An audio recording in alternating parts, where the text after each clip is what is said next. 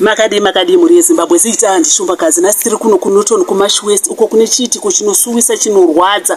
Hama dzadikanwi kare tichikura taiziva kuti isu vakuru kana kuti chembere ndo dzinovigwa nevana vadzo, kwete kuti vana mai nana baba vechidiki vapupure kuviga vana vavo. Chiitiko chaitika pano pandiri chinosuwisa.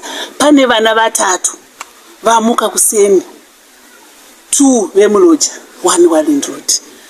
Baba vaenda kutoilet, vari kutoilet hanzi toilet yangodhirikira ikabva yawira, kutaura kuno vaviri vatoshaika vatoendeswa kumuchari.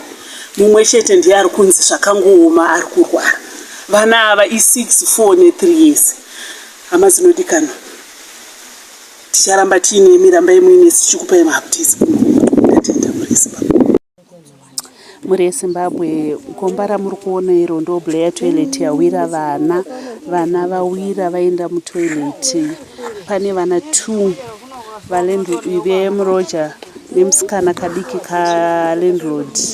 Ufunge zvakaoma zvina kumira mushe. Mumwe chete ndiye ari kunzi ari paoxygen zvina kumira mushe ane 6 years. Ava vadiki vabva vatoshaika. Zvakaoma zviri munzvimbo yeNorton.